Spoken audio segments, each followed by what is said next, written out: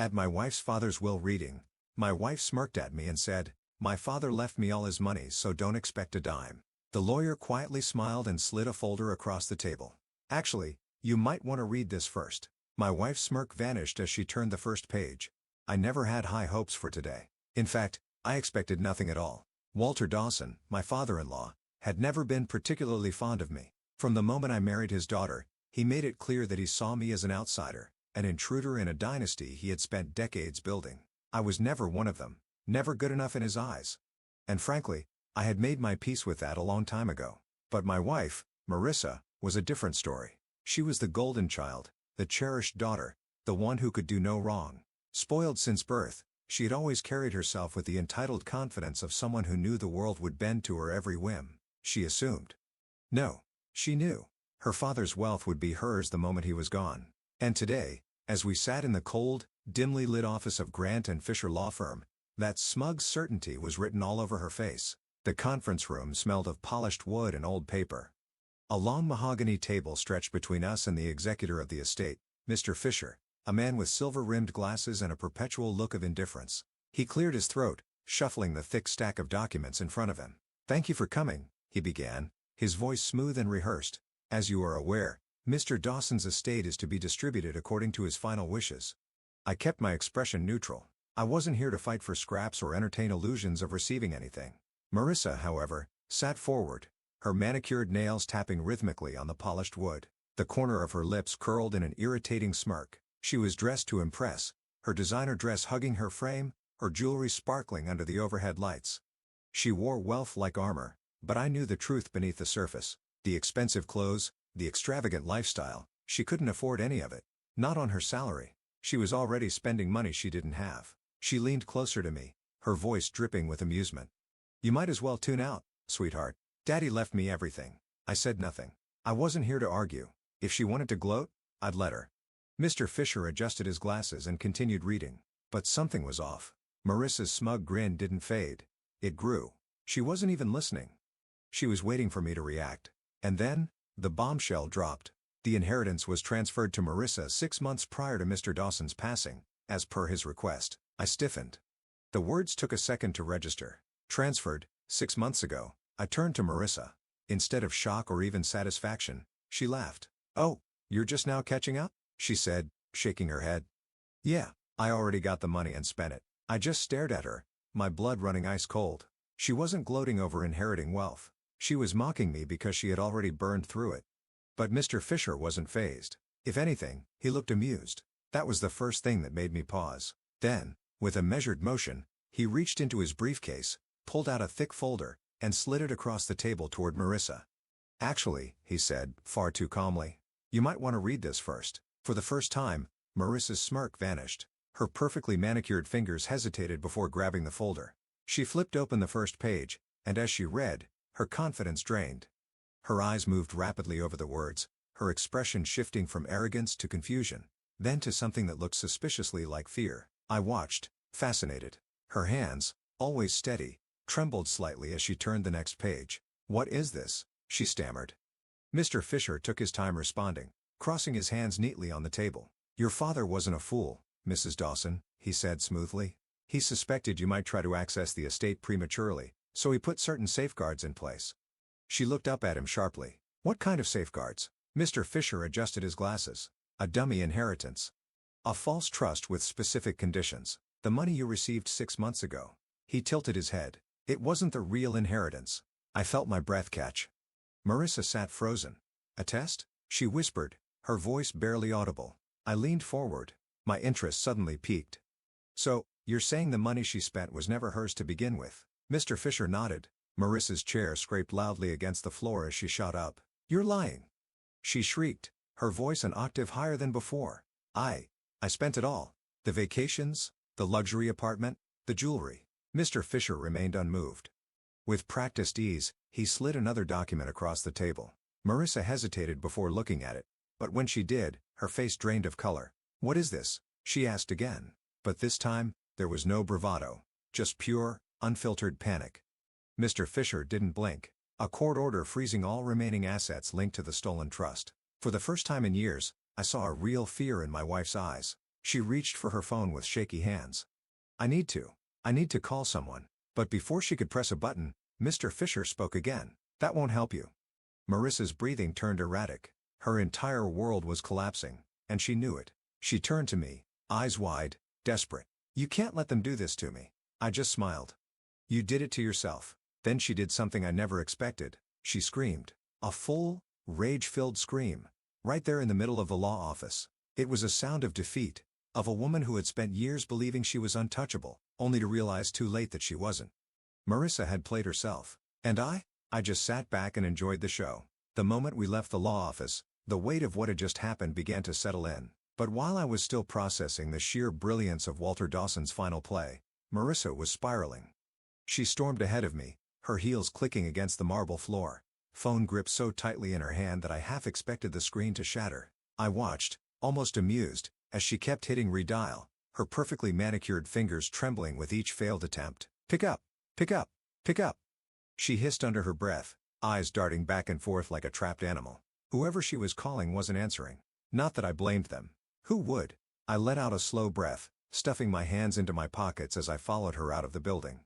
The air was crisp, sharp with the scent of rain, but the storm outside was nothing compared to the one brewing inside my wife. Correction, soon-to-be ex-wife.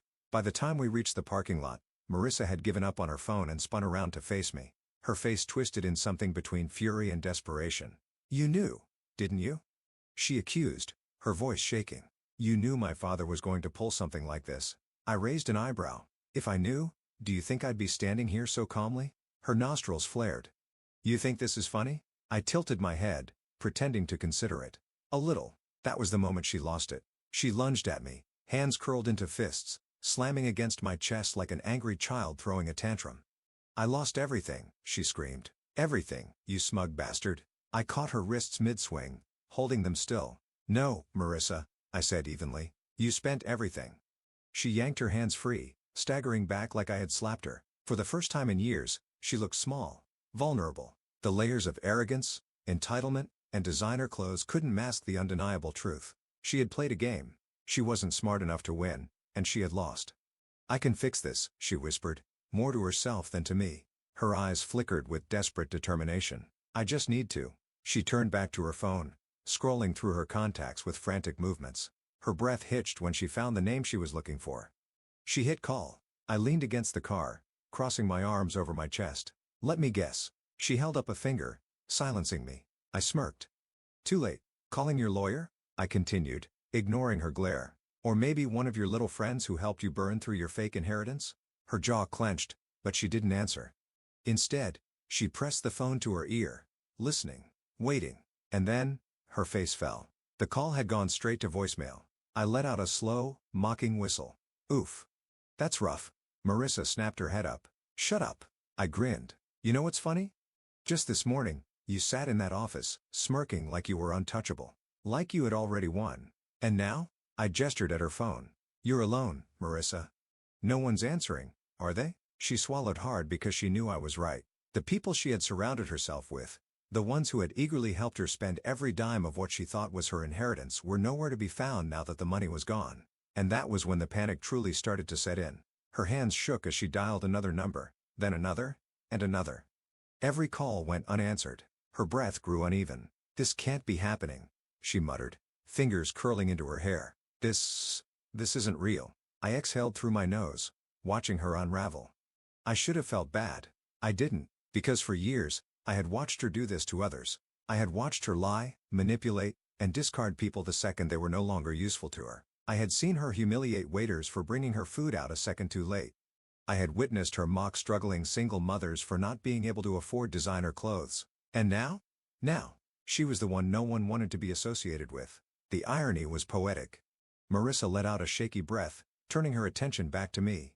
Her blue eyes were glossy with unshed tears. But I knew better. These weren't tears of remorse. They were tears of self-pity. She took a slow step forward. You wouldn't let me lose everything, she whispered. I blinked, then laughed. Actually laughed. Oh, sweetheart, I said, shaking my head. You lost me a long time ago. That was when she truly understood. She had been so sure I would always be there. That no matter how many times she belittled me, manipulated me, or used me, I would always be her backup plan. But I wasn't. Not anymore. I opened the car door and stepped inside. Marissa, still standing there in shock, moved to grab the handle. Wait, I locked the door. Her face contorted. You're leaving me here? I rolled down the window just enough to see her properly. Oh no, Marissa. You left yourself here. Her breath hitched. I don't have any money. I don't even have a way home. I tilted my head. Sounds like a you problem. And with that, I rolled the window back up, put the car into drive, and left her standing there alone for the first time in her entire life. As I drove away, a strange sense of peace washed over me. For years, I had been the punching bag, the doormat, the backup plan. But now I was free. And for the first time in a long, long time, I smiled. 2 weeks. That's how long it had been since I left Marissa standing in that parking lot. Her designer purse clutched against her chest like it held the last remnants of her dignity. 2 weeks of silence. No calls. No texts. No sudden appearances at my doorstep with fake tears and empty apologies. And honestly, I had expected worse. Marissa was a lot of things. Vain, selfish, entitled, but she wasn't stupid. She was calculating. So when she didn't show up right away, I knew she was waiting, plotting, figuring out her next move. But I had already made mine, and it was sitting right in front of me. The divorce papers. I stared at them, my fingers running over the thick, pristine pages. Clean, simple, final. This wasn't a heat-of-the-moment decision. It wasn't revenge or spite or bitterness. It was freedom. I took a deep breath, picked up the pen, and signed the first page. And right on cue, the doorbell rang. I closed my eyes, exhaling slowly. There she is. Marissa had always had an impeccable sense of timing. She knew how to drag out a moment, milk every last drop of control before making an entrance. But today, she was too late. I stood up, took my time walking to the door, and opened it. And there she was, Marissa Dawson, or soon-to-be Marissa Nobody, standing on my porch in the same designer coat she had worn the day her entire world imploded. Her makeup was perfect, her hair styled effortlessly. But I wasn't fooled. There was tension in her shoulders. A slight tremor in her lips. She was here for one reason and one reason only. She had nothing left. I leaned against the doorframe. Well, if it isn't my favorite soon-to-be ex-wife. Her jaw tightened. Let me in. I raised an eyebrow. What's the magic word? She inhaled sharply, nostrils flaring, but forced a tight-lipped smile. Please. I stepped aside, gesturing for her to enter. She hesitated, because for the first time in our entire relationship, she wasn't stepping into my house as my wife. She was stepping into my house as an outsider. I could see the realization hit her as she walked past me. She glanced around, her eyes darting to the spot where her designer furniture used to be. The expensive paintings, the ridiculous sculptures she had insisted on buying to impress her equally shallow friends, all gone. Because I had gotten rid of everything that reminded me of her. She turned to face me, arms crossed. We need to talk. I gestured to the couch. By all means. She didn't sit. Neither did I. She cleared her throat. I've had some time to think. I said nothing, waiting. She ran a hand through her hair. Things were set. Mistakes were made. I smirked. Buy things. You mean you laughing while telling me you had already spent all of your father's fake inheritance? Her lips pressed together. That's not what I meant. I nodded. Right? My mistake. Go on. She exhaled, frustration flickering in her eyes. Look, we've had our problems. I let out a sharp laugh. Oh, sweetheart, we didn't have problems. You were the problem. She flinched, but quickly masked it. I just think we shouldn't throw away everything we built together over a misunderstanding. A misunderstanding? That was rich. I folded my arms. Let me get this straight. You drained a fake inheritance, mocked me in a law office, lost everything. And now that you're broke, you want to work things out? She lifted her chin. I never said I was broke. I nodded toward the designer coat. She was clutching a little too tightly. Let me guess, that's the last expensive thing you own. Her fingers tightened around the fabric. Bingo. I sighed, rubbing my temples. You know what's funny? I would have done anything for you once. Her eyes softened as if she thought I was about to fold, but I wasn't. I met her gaze, my voice steady. But now, I wouldn't waste a single second on you. She inhaled sharply. You don't mean that. I laughed. Oh, I do. I walked past her, grabbed the divorce papers from the table, and slapped them against her chest. She grabbed them instinctively, eyes widening. What's this? She asked, her voice thin. I smirked. Your final exit ticket. She flipped through the pages, scanning them frantically, her breath quicker. Shallower. Her head snapped up. You're divorcing me? I shrugged. Figured I'd save you the trouble of plotting some ridiculous comeback plan. She swallowed hard. You already signed it? I nodded. She stared at me like she had never truly seen me before, like she had spent years underestimating me, assuming I would always be there, always willing to clean up her mess, but I wasn't her safety net anymore. She shook her head, taking a step back. "You don't have to do this." I tilted my head. "And what exactly is stopping me?" She was quiet for a long moment. Then, her last pathetic attempt. She sighed dramatically, letting the papers slip from her fingers onto the table. And when she looked up at me again, I saw it. The manipulation. The same old tactics. She took a slow step forward. Then another. Her lips parted slightly, her eyes softening, pleading. "You don't have to do this," she repeated, but softer this time. I watched her lift a hand, her fingers brushing against my chest.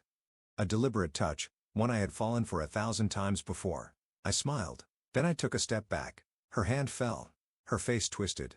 And that was the moment she knew she had lost. She let out a slow, shaky breath, her mask finally cracking. "So that's it." I nodded. She sucked in a breath, eyes flickering with something dark. "You'll regret this."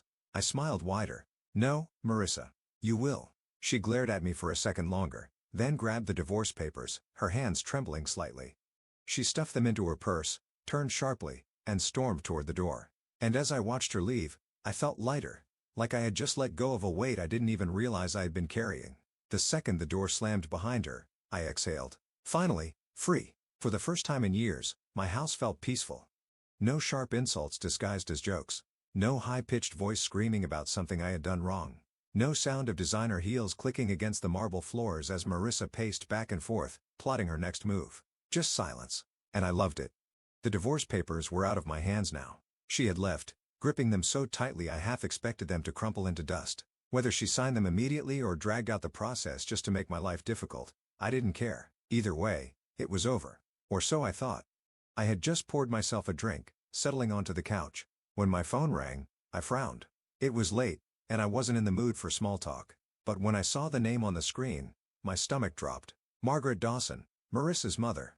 For a split second, I debated ignoring it. The Dawsons had never been particularly warm toward me. And now that I was divorcing their daughter, I didn't see why that would change.